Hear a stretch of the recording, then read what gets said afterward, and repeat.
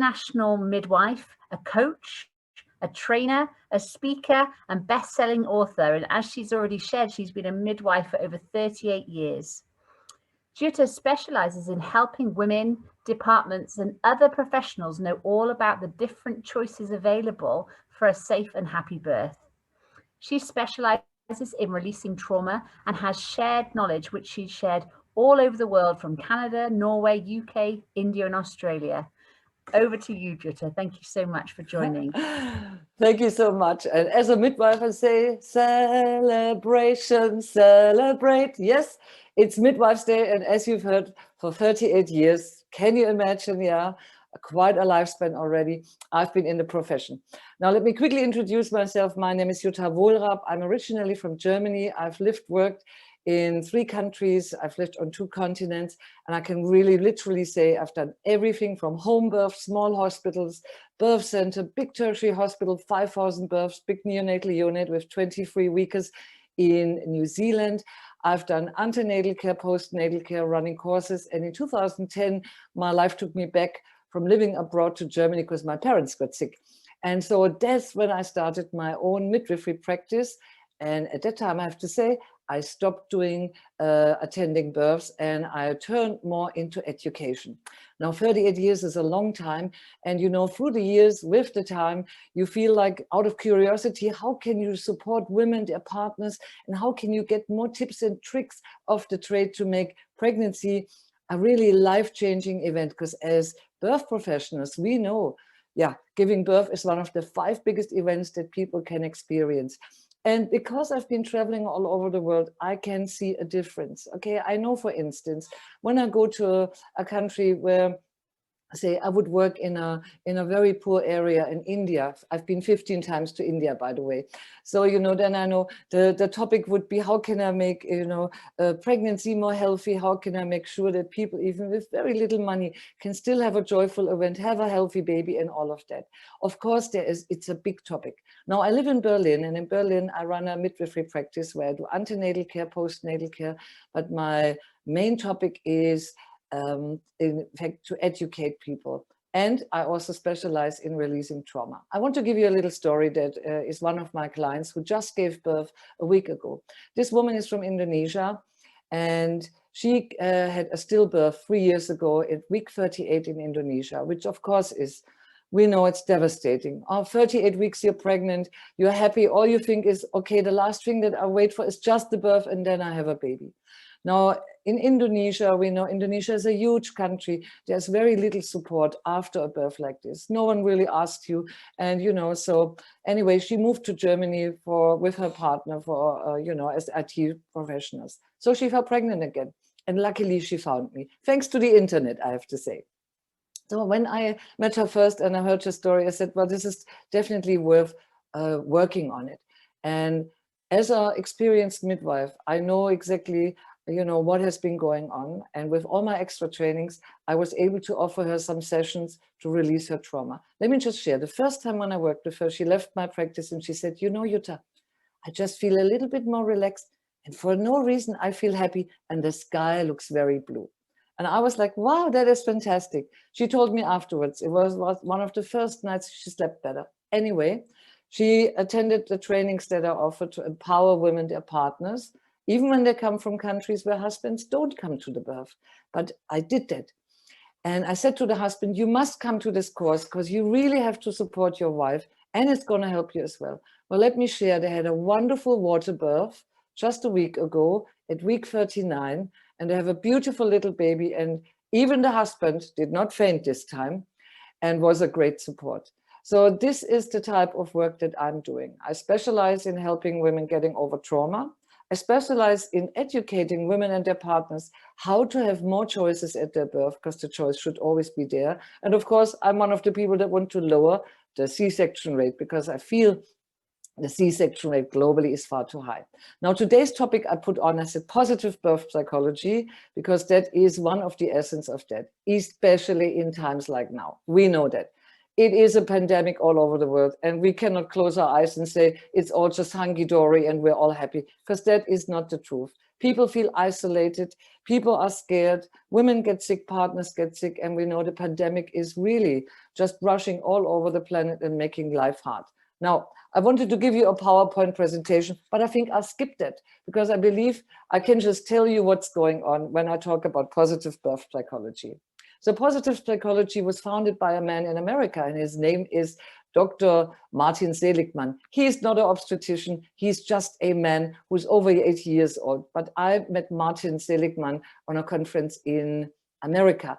And because I'm so much about the mindset and combining the mind and body and helping people just to feel more confident and to really learn their choices, to stand up and have a voice for their choices and to change the face of birthing, I feel as a birth professional, one of my jobs is not only to look after the medical health. Yes, this is really important. There is no doubt. And I like doing that as well. But the mindset and to empower people to feel that they can do something that maybe their community doesn't tell them. Because if there's anyone from China or anyone from Brazil, we know a C-section rate of 80% is shocking. And we also know that will lead to a lot of problems afterwards. So as a midwife, I feel it's not only my job to check the cervix, to listen to the baby's heart, and to see that everything is running. My job is also to give people choices and to truly educate them, not in what I think is right, but to teach them how they can feel more positive, how they can build more resilience, how then they can create a community, and how they can create also a friendship in a professional way to the birth professional, could be the doctor, could be, if it's a country without midwives, the nurse, could be the midwife. It's the friendship with yourself, the friendship with your partner, and to create strong bonds. Because true resilience and true positivity is not to run around with a smiley in your face all day long, but to truly have good inner strategies to overcome crisis in life and to be really strong when it comes to crisis. And that, in my eyes, is true resilience. Now, for us at midwives, yes, we work in all places. We work at home, we work in birth centers, we work in small hospitals, in big hospitals. So our job is also to form a positive team in our work and to lead that into the women that we meet. But it's also about creating communities outside, because right now, yeah, people can't go meet anyone. But so it's our job to also create digital spaces and to really connect people to each other, because isolation leads to depression. I can tell you here in Berlin, the number of depression has risen on 300%. Yeah. And we also know that when a woman feels depressed in her pregnancy or very stressed, that this has a huge impact on the development of the baby, not only physically, but also mentally. So you understand the topic is very big. So one has to think and sit back and think, what can I do? What can I do as a doctor like Kate, Dr. Ahmed, or Dr. Abdul, yeah, as Lillie, as Gail, as whoever we are in the world? What can we make to empower women and their partners to a good, healthy relationship, to empower them to also think, what kind of idol or parenting do I want to be? What kind of role model will I be? And what is the reason why I am here today? It's a bit bigger than just, oh, there's me and I'll have a baby. Because when you have a baby, you are part of a society. And the question you should ask yourself or tell people is, think, who are you in the world? And what will people say later on about you? What kind of dent did you leave in the world? What kind of parents do you want to be? For us as midwives, my question is, what kind of midwife do you want to be? And what do you want people to think and say about you and your work when you are gone, maybe in 50 years? That is, for me, the question. And in positive psychology, we bring all those pieces together. Yeah, it's the meaning of life. It's achieving your goal, whatever your goal is. Say, for instance, the woman I spoke about who lost her baby at 38 weeks. Her goal was, of course, to have a healthy baby in her arms. But there were steps in between, because she said to me, you know, Jutta, I just would love to really give birth. I don't want a C-section. I really want to give birth. I really want to go through this transformation, this process. And I can tell you, she rang me from labor ward to tell me that her baby was born and that how happy she was. So you understand, it's not about putting a hat on someone. It's just offering all kinds of heads and saying, which one is yours? What would you like? But also to say, be a little bit brave and come out of where you are. And that's the same for midwives. Because the last thing I want to say, because I don't know how much time I've got, I'm a bit lost here. Sorry, because I'm so much into my topic. And I love this work so much because I really feel there's much more in it than most people think. It's also we as midwives. We know sometimes things happen in our workplace that are actually not okay. And that sometimes women will be treated poorly and badly. And I feel it's our job as well to get up and really have a voice for our women, their partners, and the babies.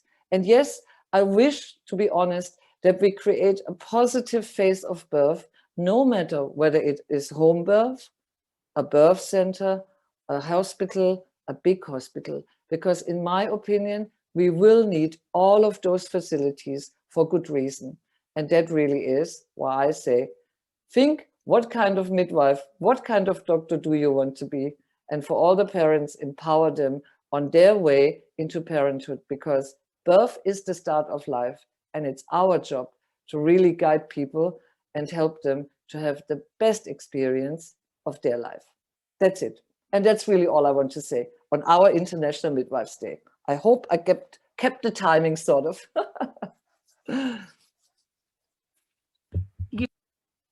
You're muted, Kate. I can't. I can unmute myself. I couldn't unmute myself again. Then sorry. I'm just trying to write down your words there so I can kind of read them back and really think about what you're saying. So, what can I do? What kind of midwife do I want to be? What kind of doctor do I want to be? What impact can I make on this world? And I think what you're saying is so right, and it's for us all as individual clinicians to be thinking about what we can change, what we can improve, who we can empower, how we can empower ourselves. So thank you so much for sharing your positive vision. And let me say something, because right now Germany has released new guidelines for pregnancy and birth. And this has been the result of the C-section rate, for instance, being far too high. And what comes out? And don't get me wrong, I love a good C-section, right? Think I'm in 83, we just started doing C-sections with epidurals. So, you know, I come from a time where partners just came into labor wards. But the thing is, how can I say, what I feel is important that we really start working together and collaborating together, because sometimes I feel there is gaps. It's just one side and the other side. And I wish for a strong network, a positive network that really works for the best outcome for mothers, partners, babies, and midwives. Because as a midwife, no matter where you work, whether you work in a tertiary hospital like Mary, when you have a woman that gives birth to a baby at 23 weeks, yes, you need all hands on deck. And it's a very emotional time for yourself, as the midwife, as the mother. And, you know, usually we feel for it. So we need to bring a good balance in so that we all are in good health and in good state of mind, so that we can really feedback something to each other. And that is also part of that. So I look for a strong network in all areas, because I know everyone has something positive to give, knowledge, resources, and all of that. And that is my global picture of midwifery work in the world. So, and that's it. It's a beautiful picture. It's a beautiful picture. So, Jutta, we have a question from Brenda. I'm just trying to see. Oh, there you are, Brenda. I've got you. Can we unmute Brenda, please, so she can ask her question? Brenda Rodriguez, thank you. Hi, thank you very much for your presentation. I'm from Peru. I'm a midwife here. And here in Peru, we also have like direct entry. We study 5 years to get this Bachelor of Midwifery. But we still need a lot to do in terms of empowerment. And we need to position our as a midwife here. In guidelines, we have it like the basic professional thing. It has to be a physician, a midwife, and a nurse. It's like that, like written in paper. But in reality, we know that sometimes physicians are not included in all hospitals, or when they are just in very limited number, not in comparison at all with the number of nurses. nurses or physicians. We still need to empower in terms of responsibilities, to limit what is clear, what we have to do as a midwife to make a bigger impact. So my question is like, what would be like a practical advice to work towards that? Maybe to position ourselves. I know that in your country, you have advanced a lot. So maybe an advice that you can give us for midwives here. Yeah, I think what you should do is, okay, you should find strong partners that stand up for your cause. And you should try, I would say, how can I say, you know, in Germany, midwives were always allowed to do normal births without doctors. Doctors are not allowed to do births without midwives. So this is a law in Germany, and it always has been. So I think what you're looking for is to strengthen your position as midwives. So you have to prove socially that your work makes a difference. And so what you need is the voices of the families, yeah, because they will tell you, but you also need the voices of professionals. And so you have to, in a way, bring almost statistics to say, and we know that midwife, when women are in midwifery care, even when they go and see a gynecologist or obstetrician, we know in Germany, there's a big study that was conducted. It said that women in midwife care usually have better outcomes because most doctors have very little time. It's the same in Germany, and midwives can look much more. So I think what you have to do is either you find someone that starts promoting your work, or you have to work together. I don't know if you have a midwife association. I believe you have. You have? Yeah. And they don't put out some statistics. Well, then I think you have to create group meetings where you invite doctors to strengthen your position. That's what I would do. And not to work against each other. It should never be against each other. It should be for each other. And that's what I would do. But I'm honest, it can be a little bit a longer way. And I'm surprised. I'm very happy to hear that there's actually midwives in Peru. Didn't know that because I sometimes have clients from Peru. This is wonderful. Yeah. So that's what I would do, to be honest. Yeah. Cool. Brenda, does that answer your question? Yeah, great. And does anybody else have a question for Jutta? I'm so sorry, I'm saying that wrong, and I know I am. And it just is worse every time I